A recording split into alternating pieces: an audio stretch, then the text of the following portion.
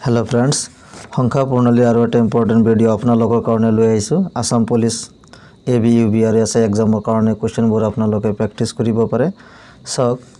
question number 1 4607 ৰে লিখিব পৰা আটাইতকৈ ডাঙৰ সংখ্যাটো হল ইয়াতে চাৰিটা ডিজিট দি আছে চাৰিটা অংক বা ডিজিট 4 6 0 আৰু 7 দিয়া আছে ওকে 4 6 0 আৰু 7 এইকেইটা অংক ব্যৱহাৰ কৰি কি কৰিব লাগে আটাইতকৈ ডাঙৰ সংখ্যাটো উলিয়াব লাগে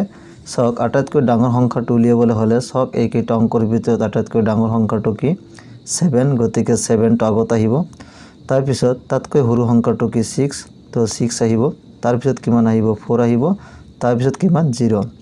0 আহিব তো 7640 এইটো হ'ব আটাইতকৈ ডাঙৰ সংখ্যা অপচন সি টো কাৰেক্ট হ'ব 4607 ৰে লিখিব পৰা আটাইতকৈ ডাঙৰ সংখ্যাটো হল 7640 অপচন সি টো কাৰেক্ট হ'ব সব কোৱেশ্চন নম্বৰ 2 দহতকৈ সৰু আটাইবোৰ যুগ্ম সংখ্যাৰ যোগফল কিমান দহতকৈ সৰু আটাইবোৰ যুগ্ম সংখ্যাৰ যোগফল সুধিছে সক এটো যুগ্ম সংখ্যা প্ৰথমে উলিয়াব লাগিব দহতকৈ সৰু অৰ্থাৎ 1 ৰ পৰা 10 লৈকে যিবোৰ যুগ্ম সংখ্যা আছে সেই যুগ্ম সংখ্যাবোৰ আমি প্ৰথমে লিখিব লাগিব ওকে সো যুগ্ম সংখ্যাবোৰ হল প্ৰথমতে 2 আহিব 4 আহিব 6 আহিব আৰু 8 আহিব এইকেইটা হল দহতকৈ সৰু ইয়াতে দহতকৈ সৰু বুলি কৈছে সেই কাৰণে আমি 10 টো লিখিব নোৱাৰো কাৰণ দহতকৈ সৰু সেই কাৰণে আমি 8 লৈকে লিখিব লাগিব ওকে এতিয়া এই সংখ্যা কেইটা কি কৰিব লাগিব যোগফল উলিয়াব লাগিব সো 2 যোগ 4 যোগ 6 যোগ 8 এইকেইটা আমি কি কৰিম যোগ কৰিম সো 2 আৰু 4 যোগ কৰিলে 6 6 আৰু 6 যোগ কৰিলে কিমান 12 12 লগত 8 যোগ কৰিলে কিমান হ'ব 20 গতিকে আমাৰ এনসাৰটো হ'ব 20 অপচন বি টো কাৰেক্ট হ'ব কোৱেশ্চন নম্বৰ 3 20 তকৈ সৰু আটাইবোৰ মৌলিক সংখ্যাৰ যোগফল কিমান ইম্পৰ্টেন্ট হয় কোৱেশ্চনটো ইয়াতে 20 তকৈ সৰু আটাইবোৰ মৌলিক সংখ্যাৰ যোগফল সুধিছে 20 তকৈ সৰু আটাইবোৰ মৌলিক সংখ্যাবোৰ আমি লিখিব লাগিব প্ৰথমে 1 তো নহব 1 তো মৌলিক নহয় যৌগিক নহয় তো প্ৰথমে কিমান আহিব 2 আহিব 2 এৰ পিছৰ মৌলিক সংখ্যাটো হল 3 3 এৰ পিছৰ মৌলিক সংখ্যাটো হল 5 তাৰ পিছত কিমান আহিব 7 8 তো যুগ্ম সংখ্যা 9 এটো মৌলিক সংখ্যা নহয় তো যৌগিক সংখ্যা হয় 10 নহব 11 11 11 তো কি হ'ব এটা মৌলিক সংখ্যা হ'ব 11 পিছত কিমান আহিব 13 13 তো কি সংখ্যা হ'ব মৌলিক সংখ্যা হ'ব 15 তো নহব সো 13 পিছত কিমান আহিব 17 ওকে তো 17 আহিব 17 এর পিছত কিমান আহিব 19 ওকে 17 এর পিছত কিমান আহিব 19 এইকেইটা হল আমাৰ 20 তকৈ সৰু মৌলিক সংখ্যা 2 3 5 7 11 13 17 আৰু 19 ওকে এইকেইটা হল আমাৰ মৌলিক সংখ্যা 20 তকৈ সৰু এতিয়া কোৱেশ্চনত সুধিছে 20 তকৈ সৰু আটাইবোৰ মৌলিক সংখ্যাৰ যোগফল কিমান এইকেইটা সংখ্যা কি কৰিব লাগিব যোগ কৰিব লাগিব যেহেতু যোগফল সুধিছে 2 + 3 + 5 + 7 + 11 + 13 ইয়াতে +17 + 19 ওকে সো এইকেইটা সংখ্যা মৌলিক সংখ্যা যদি আমি যোগ কৰো তেনে হলে সংখ্যাটো পাম আমি 77 গতিকে এনসাৰটো হ'ব আমাৰ অপচন এ টো কাৰেক্ট হ'ব 20 তকৈ সৰু আটাইবোৰ মৌলিক সংখ্যাৰ যোগফল কিমান 77 কোৱেশ্চন নম্বৰ 4 50 আৰু 80 ৰ মাজত কেইটা মৌলিক সংখ্যা আছে এইটো কোৱেশ্চনৰ ইম্পৰ্টেন্ট হয় 50 আৰু 80 ৰ মাজত মৌলিক সংখ্যা উলিয়াব লাগিব ওকে সো 50 আৰু 80 ৰ মাজত 50 তো এটো মৌলিক সংখ্যা নহয় 50 ৰ পিছৰ সংখ্যাটো হৈছে 51 51 মৌলিক সংখ্যা নহয় কাৰণ আমি জানো মৌলিক সংখ্যা হ'বলৈ উৎপাদক দুটা থাকিব লাগিব সেই উৎপাদক দুটা হল 1 আৰু সেই সংখ্যাটো নিজেই কিন্তু 51 ৰ মৌলিক উৎপাদক দুটাতকৈ বেছি আছে কাৰণ 51 ক আমি 3 দি ডিভাইড কৰিব পাৰো 3 * 17 কিমান হয় 51 হয় গতিকে 51 টো মৌলিক সংখ্যা নহব এই কাৰণে 52 মৌলিক সংখ্যা নহয় তো যুগ্ম সংখ্যা সো প্ৰথম মৌলিক সংখ্যাটো আহিব 53 ওকে 50 আৰু 80 ৰ মাজত প্ৰথম মৌলিক সংখ্যাটো কিমান আহিব 53 কাৰণ 53 ক আমি 1 আৰু 53 বাহিৰে আৰু বেলেগ উৎপাদক নাপাও এই কাৰণে 53 কি হ'ব এটা মৌলিক সংখ্যা ওকে 53 পিছত 54 নহব 55 নহব কাৰণ 5 দি ডিভাইড কৰিব পাৰো 5 11 গুণ কি হয় 55 হয় 55 হয় 56 নহব 57 নহব কাৰণ 3 দি ডিভাইড কৰিব পাৰো 3 19 গুণ কিমান হয় 57 হয় 57 নহব 58 নহব তাৰ পিছত কিমান আহিব 59 ওকে সো 53 পিছত কিমান আহিব 59 59 ৰ পিছৰ মৌলিক সংখ্যাটো আহিব 61 কাৰণ 61 ক আমি 1 আৰু সেই সংখ্যাৰ বাহিৰে আৰু হৰণ কৰিব নোৱাৰো বা বিভাগ কৰিব নোৱাৰো ওকে সো 61 আহিল 61 ৰ পিছত কিমান আহিব 67 আহিব ডাইৰেক্ট ওকে 63 আমি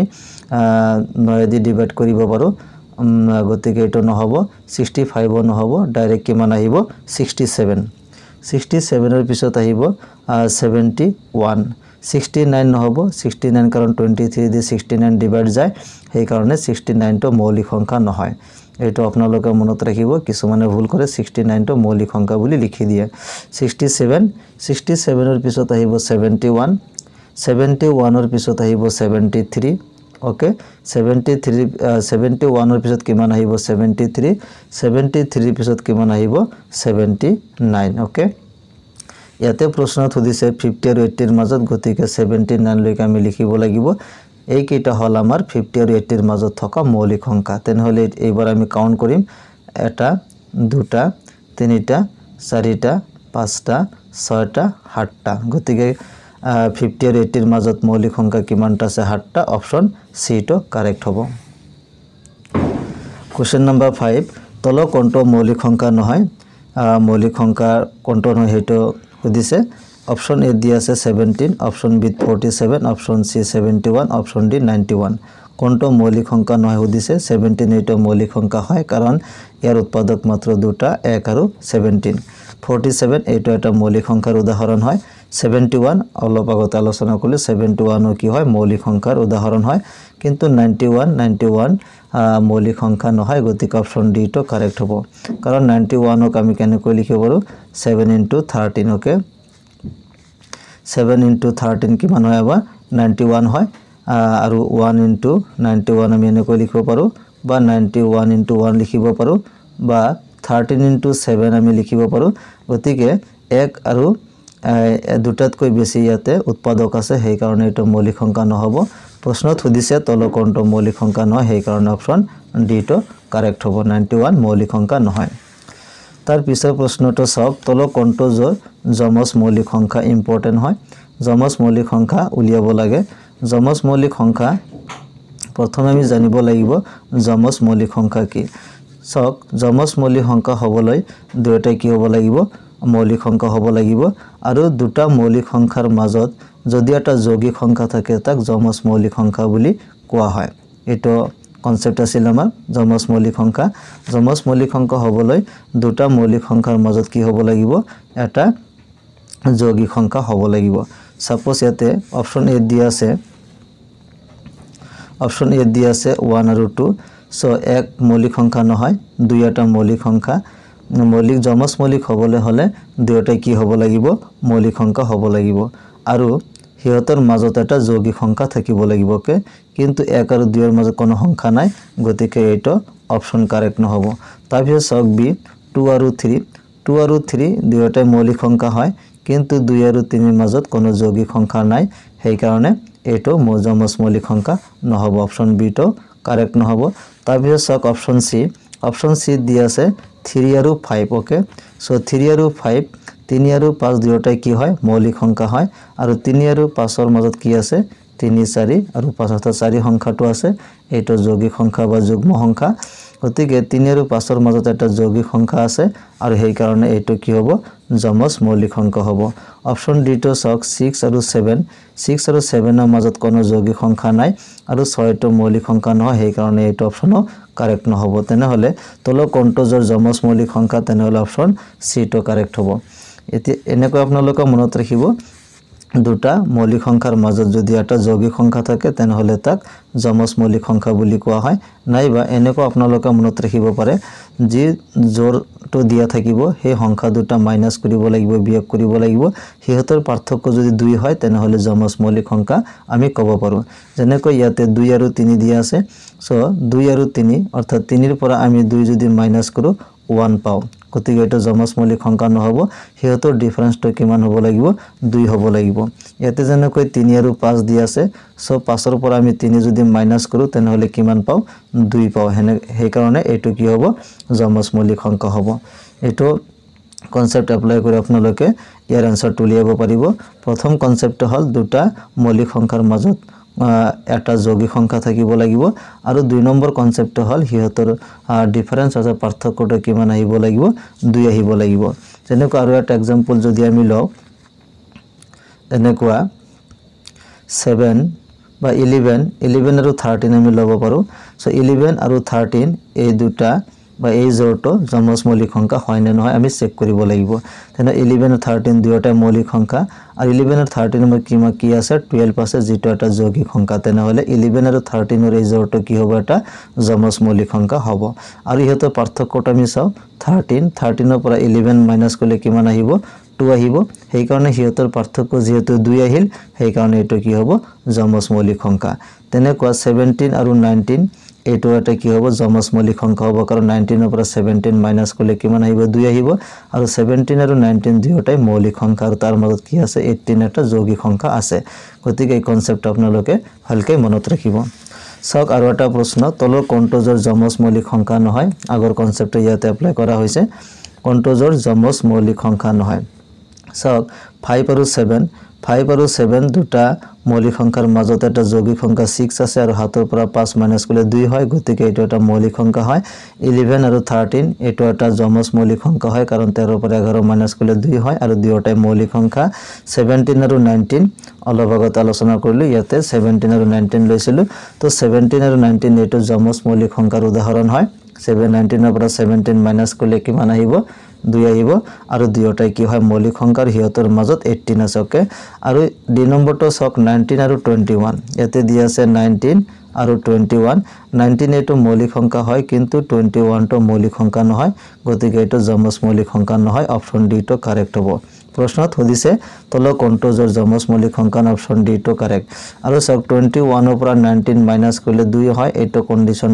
ফুলফিল কৰিছে কিন্তু এটো মৌলিক সংখ্যা নহয় এই কাৰণে এটো যমজ মৌলিক সংখ্যা নহব মৌলিক সংখ্যা হ'ব লাগিব আৰু হিয়তৰ পাৰ্থক্য 2 হ'ব লাগিব এটা শৰ্ত মানিছে কিন্তু এটো শৰ্ত মানা নাই এটো যৌগিক সংখ্যা 19 আৰু 21 সৰি 19 আৰু 21 ৰ মাজত কি আছে 20 যৌগিক সংখ্যা এটা আছে কিন্তু 21 টো মৌলিক সংখ্যা নহয় এটো মৌলিক সংখ্যা হলে তেনেহলে জোৰটো যমজ মৌলিক হলহেতেন তাবিয়ে সক কোশ্চেন নাম্বাৰ 8 পৰস্পৰ মৌলিক সংখ্যাৰ জোৰটো হল এবাৰ হুদিছে পৰস্পৰ মৌলিক সংখ্যা হবলৈ সংখ্যা দুটা কি থাকিব লাগিব কমন ফ্যাক্টৰ অৰ্থাৎ সাধাৰণ উৎপাদক থাকিব লাগিব আৰু সাধাৰণ উৎপাদকটো কিমান হ'ব 1 হ'ব এটো আপোনালোকে মনত ৰাখিব জীৱৰ সংখ্যাৰ সাধাৰণ উৎপাদক মাত্ৰ 1 অৰ্থাৎ জীৱৰ জোৰৰ সাধাৰণ উৎপাদক মাত্ৰ 1 হেইবোৰ কি বুলি কোৱা হয় পৰস্পৰ মৌলিক বুলি কোৱা হয় ইয়াতে সক 8 আৰু 6 আৰু 9 দিয়া আছে তো 6 আৰু 9 ৰ সাধাৰণ উৎপাদক 1 আছে তাৰ বাহিৰেও 2 3 আমি ক'ব পাৰো কাৰণ 3 2 গুণ 6 3 3 গুণ 9 গতিকে ইয়াতে 1 ৰ বাহিৰেও সাধাৰণ উৎপাদক আছে গতিকে এটো পৰস্পৰ মৌলিক সংখ্যা নহব তাৰপিছত 9 আৰু 12 ইয়াতে দুয়োটা সংখ্যাক একে সাধাৰণ উৎপাদক 1 আছে কিন্তু তাৰ বাহিৰেও 3 দি দুয়োটাৰ বিভাজ্য হয় 3 3 গুণ 9 আৰু 3 4 গুণ 12 সেই কাৰণে এটো কি নহব পৰস্পৰ মৌলিক সংখ্যাৰ জোৰ নহব পৰস্পৰ মৌলিক সংখ্যা জোৰ হবলৈ সাধাৰণ উৎপাদক কিমান থাকিব লাগিব কেৱল 1 থাকিব লাগিব হেইবোৰ কি বুলি কোৱা হয় পৰস্পৰ মৌলিক সংখ্যা বুলি কোৱা হয় অপচন সি দি আছে 7 আৰু 8 সক 7 আৰু 8 তো 7 আৰু 8 ৰ 1 into 7 আমি লিখিব পাৰো আৰু 8 ক আমি কি লিখিব পাৰো 1 into 8 আমি লিখিব পাৰো সক ইয়াতে